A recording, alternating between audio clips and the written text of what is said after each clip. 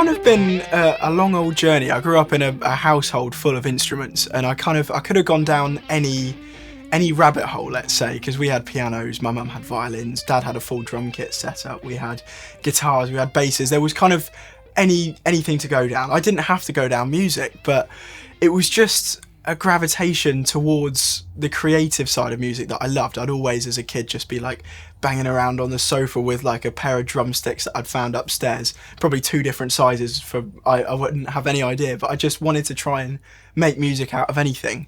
And so I started on the drums. That was my first initial thing. So I think in terms of, obviously, with a guitar, unless you've got some sort of stringed instrument, you couldn't really, unless you had one, go anywhere and still play it. Whereas drums, you can tap anywhere. And it was kind of that thing that I could always be, even if I was, with my pencils at school, just drumming on the desk and annoying everyone as I would normally do.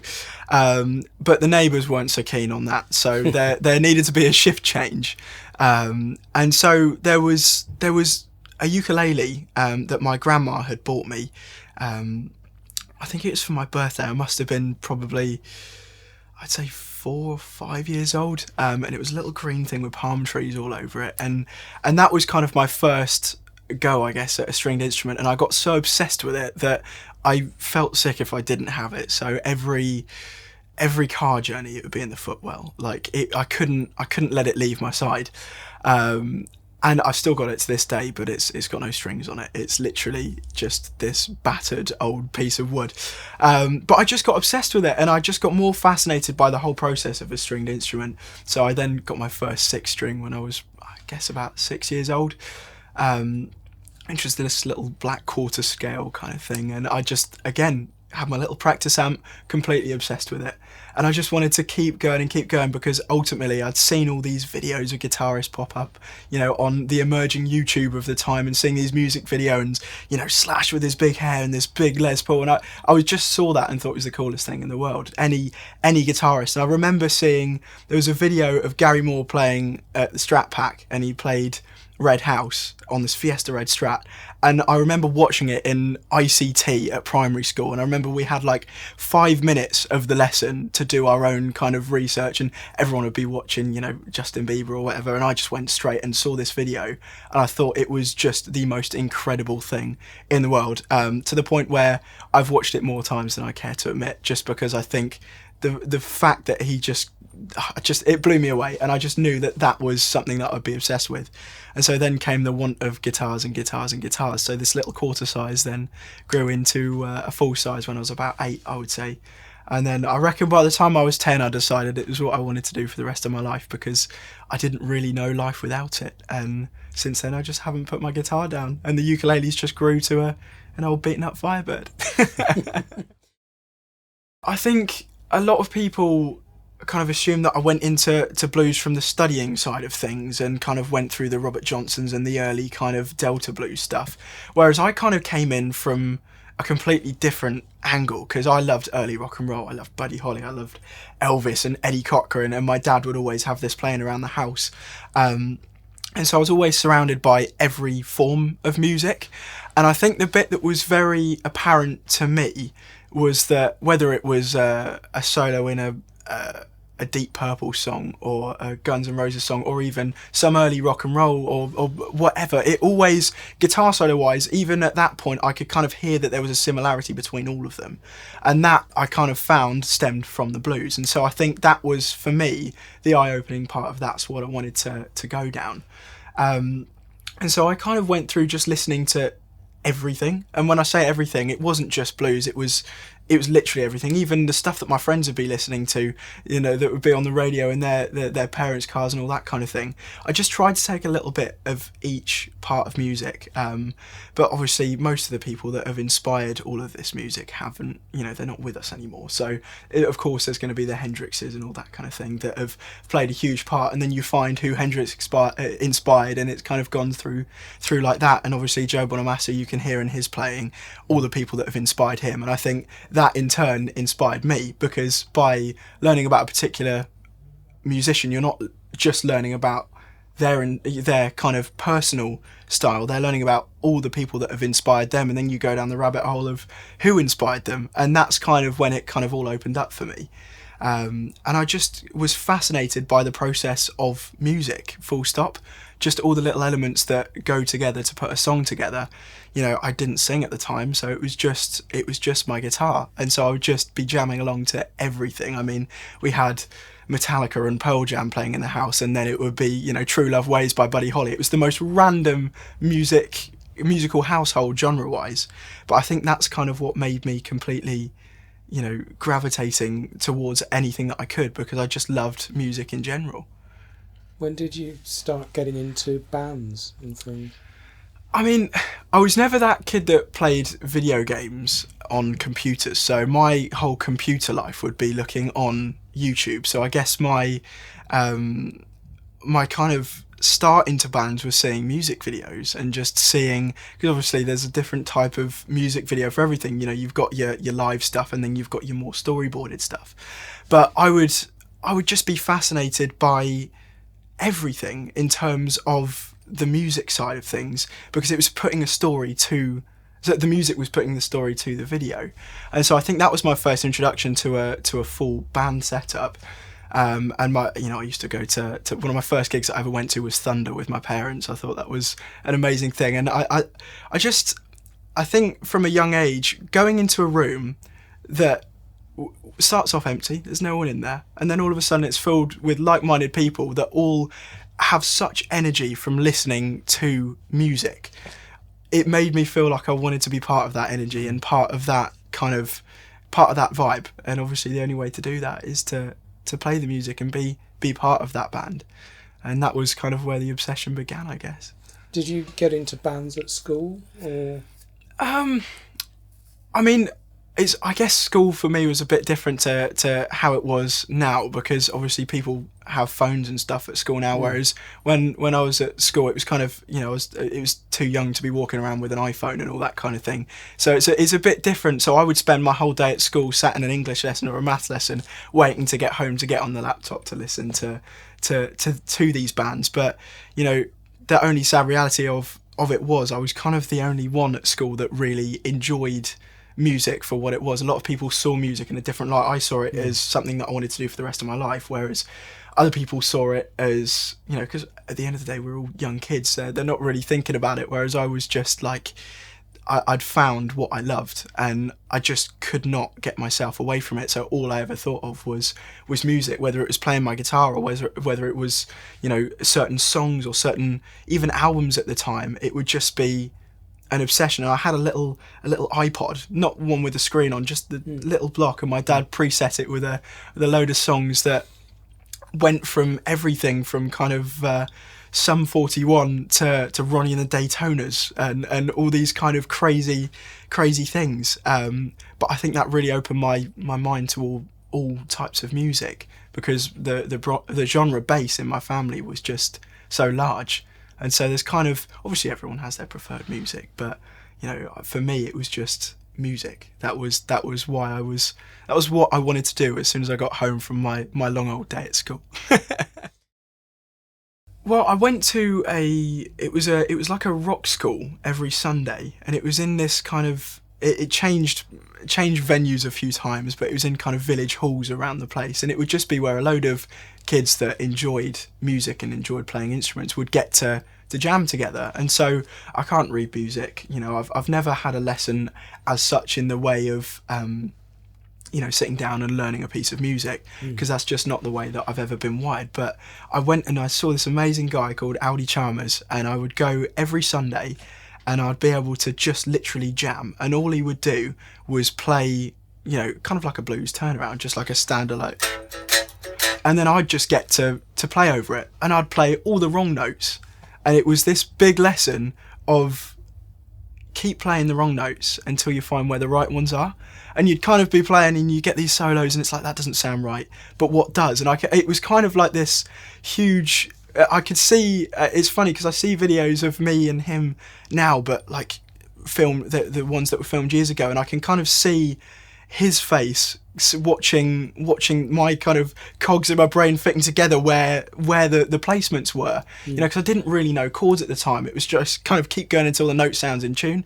It was the most old school way of doing it, just because it was just the way that I was wired, I guess. And I think that really enabled me to think that, you know, the whole thing of playing a wrong note, you know, if you're playing a school, you know, talent show and you play a wrong note, you just freeze. It's like, but actually it's all part of the learning process. Everyone's gonna, you know, get a line wrong in a play, or get a lyric wrong in a song.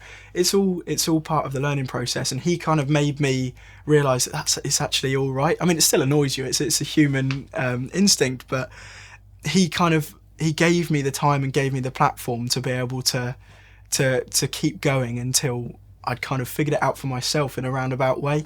And I also got to do the same thing with my uncle Nige, who was kind of the guitarist of the family.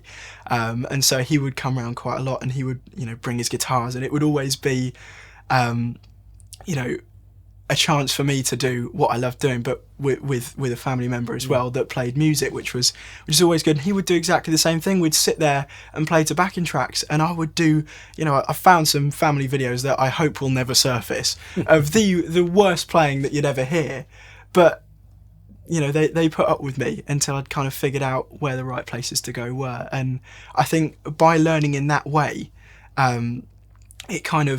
it was perfect for me, because, you know, some people obviously do read music and learn in that way, but I've kind of always been under the impression of there's so many sounds that can come out of one of these. You've just got to find the one that works for you. And creatively, I didn't want to go about the way of learning other people's songs first. I wanted to learn more about the instrument first, so that I knew where to go when it came to navigating other people's songs, and then eventually learn how to do it for myself in terms of writing my own songs. So I was always a bit of an overthinking child, as it probably sounds, and not much has changed, but I was just obsessed with my guitar, and I guess my guitar was my speaking platform, and it still is. For me, this was always, I mean, people would look up to, you know, seeing a guitar on an album cover and, you know, say that's the one that I want when I'm older. And I know that for my dad, he always wanted a red Strat because of Mark Knopfler, and it was kind of like, it was the thing like that. For me, it wasn't particularly any player that made me want a Firebird. It was just the guitar. I just loved everything about it, and funnily enough, I was the one that would, you know, go out and buy Guitarist magazine and find the place where the Firebird would be, and just completely just be mesmerised by it. Everything about it I just loved. And at that point I hadn't really played one that much, I just loved the shape. And so I'd kind of had a couple of newer Firebirds loaned to me before I could get my hands on this one. But this was like the unicorn guitar. This was my poster guitar. And I remember when you bought an Epiphone, you got this poster with all the guitar models on it that they did at the time, and I remember they had Flying V's and Explorers, and on the initial poster I don't think they had a Firebird, and I was kind of like, but why was that? And so I remember on my wall I had that poster, and then someone had got me a birthday card with a Firebird on it, and I'd put that next to it because that was my favourite guitar. And so the story behind this particular guitar is a very long-winded one. So I'll try and keep it as concise as possible. But I had a 61 SG Special and a 59 ES-125, which was a package deal that I'd sold everything to do, because I really wanted to get more into the vintage stuff, purely because I love the stories behind them. And if they don't have a story, it's quite nice to imagine what the story was, and, you know, if it could talk, what would it say, kind of thing. And so I played the SG for a bit, and I loved the ES, but it kind of, both of them sounded incredible, but it felt like you really had to work to get the tone out of them. And I'd felt with some other guitars that I'd had, they just fitted like a glove. It's like your favourite pair of boots, kind of thing. And so I decided that it would be kind of time to let them go, and so I started trailing on eBay to see what I could find, and I found a 76 Gibson Explorer with a set of P90s in it, and I thought that it was just the weirdest thing in the world, but I thought if I could get a similar tone that I was getting out of the SG pickup wise, but in an Explorer shape, that would be quite a cool mix. And so I had a look and saw what his other items and stuff were, and he had a Firebird up there. And it was again a 76 bicentennial Firebird, but it had been refinished in wine red, and it had every tailpiece fitted to it known to man. But at this point, it had a stop tail on it, but it had like 6,000 holes on it that had all been filled, and it had 3 humbuckers and all gold hardware.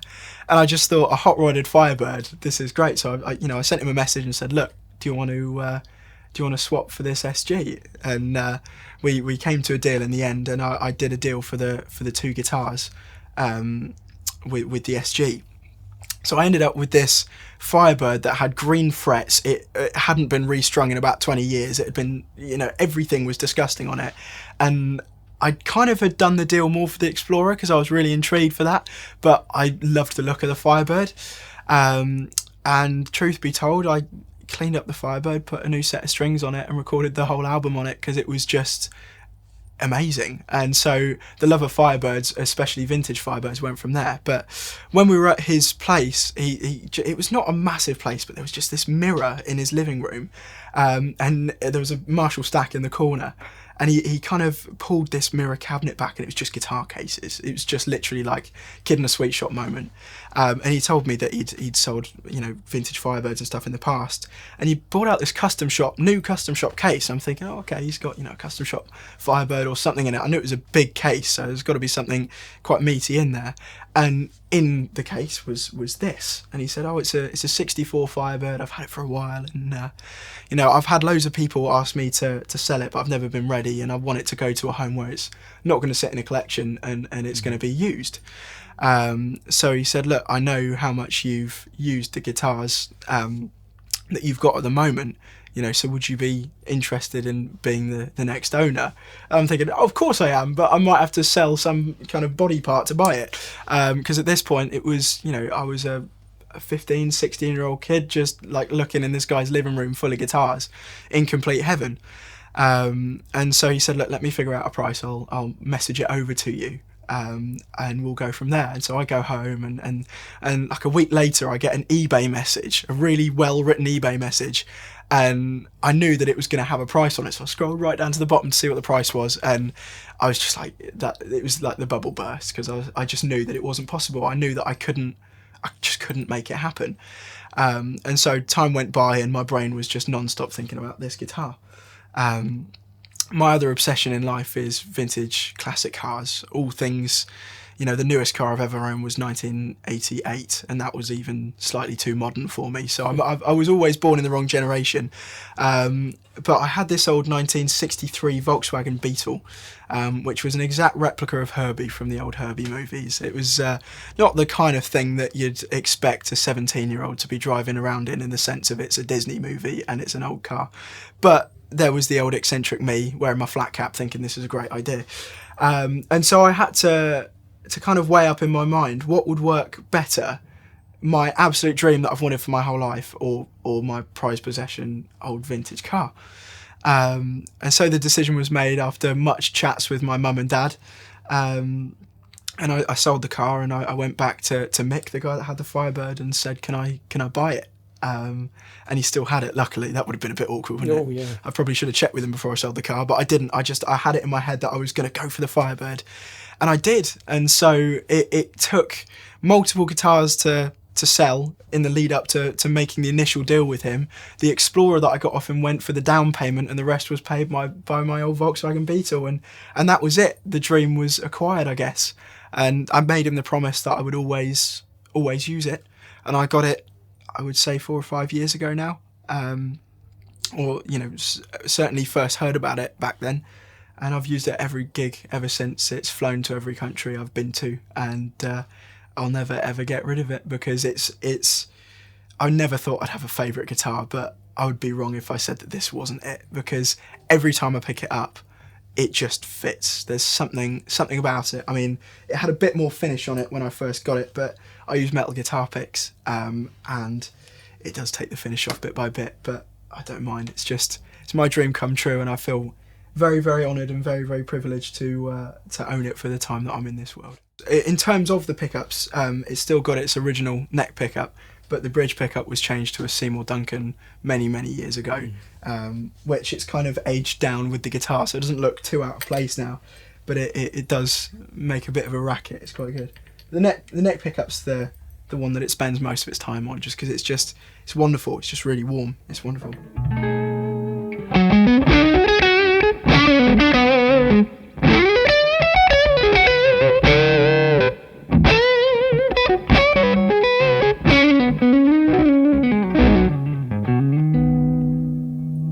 Up really nice.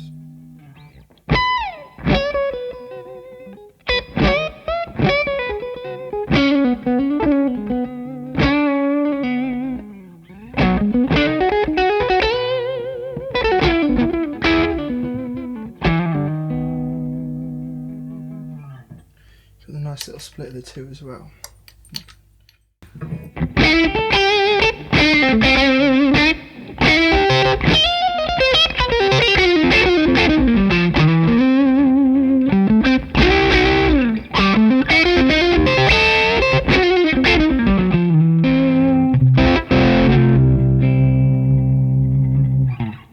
And then it's really the bridge pickup that's the bark-in pickup of the ones, which is why this works great when we're doing the more rocky songs in the set. It just howls. It's amazing.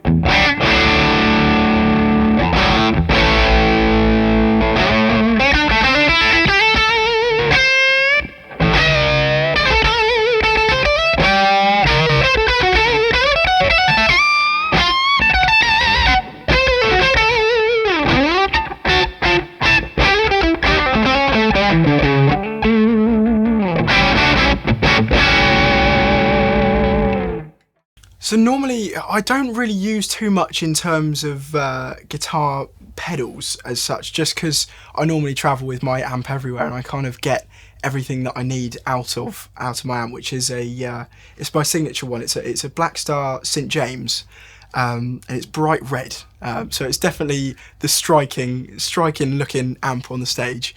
But I've been working with Blackstar for about, I'd say, 4 or 5 years now. And they've been an incredible company to work with, and they came to me about a year ago, maybe a couple of years ago, and said, look, would you be interested in working together on a collaboration and doing a signature amplifier?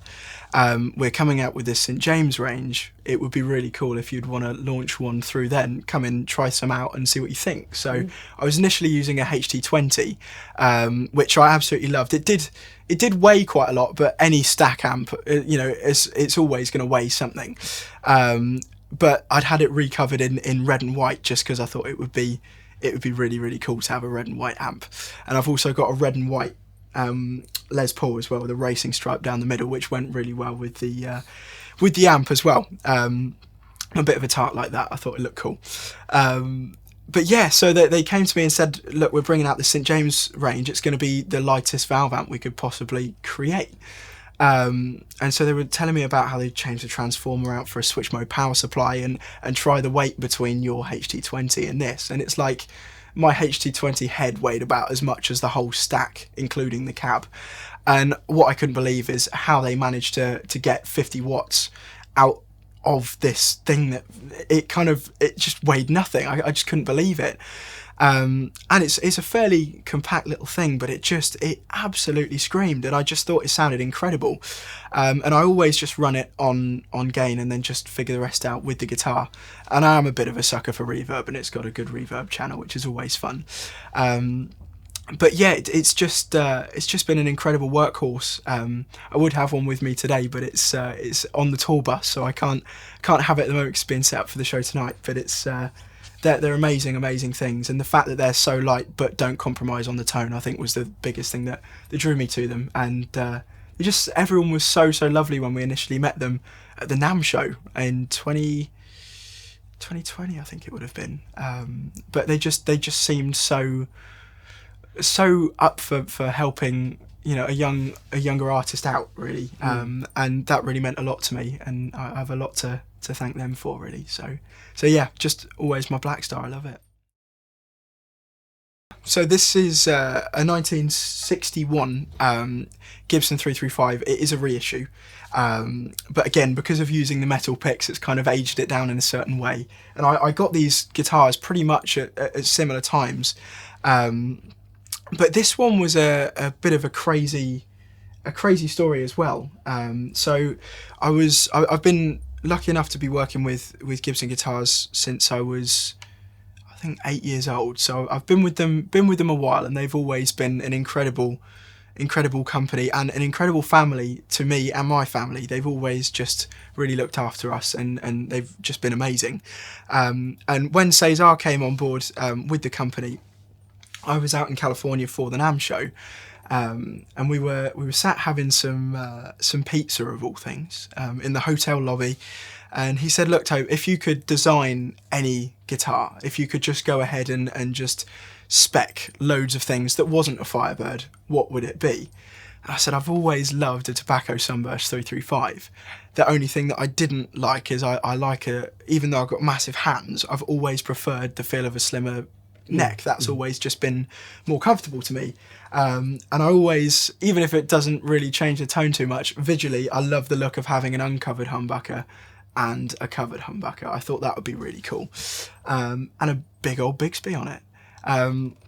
So we kind of settled. Obviously, a lot of people comment on the fact that this doesn't have a dot neck. It's always, it's all the blocks. It's got the crowns instead. And so that's basically because it's more of a Les Paul SG 60s slimmer profile neck, which just fitted me a little bit better. And so I just went through and listed all these things that I'd absolutely love to have on a guitar. And he said, "Oh, that's really good to know," and that was that. So we flew home, and that was just me just thinking that I'm getting to nerd out with Cesar from Gibson, which was enough for me. I thought that was amazing. He's an incredible guy. And I had to go back in the April. This was in the January, but I had to go back to Nashville for some filming, and we had to go around the factory and do some interview stuff and all that kind of thing. And we went into the custom shop, and he just said, "I've got something that I want to show you that we've been working on." And literally sat on a plinth in the middle of the room was this 335. And I'm thinking, "Oh, that's so cool." I just hadn't twigged because I wasn't expecting anything. I was happy to be there. That was, for me, being in the factory and smelling all the smells and hearing all the sounds of where these incredible instruments are crafted. That was the bit that I was excited for. And then I just saw it. I'm like, "Oh man, it's a 335, and it just, like, everything that was going through. It's like, it's got a Bixby and it's got an uncovered." And then I kind of like go over to it. It's like, "Oh, go and pick it up." And I was just looking at this because I mean it's pretty striking to see. I thought that was so cool, and I kind of started following it up. And then I saw that they'd put my name on the truss rod cover, and that was right when it kind of clicked. And I couldn't believe it. And so yeah, he'd built the dream spec for me, which even now seems crazy saying it. And to hold this guitar feels a little bit crazy, but this one's been everywhere with me as well.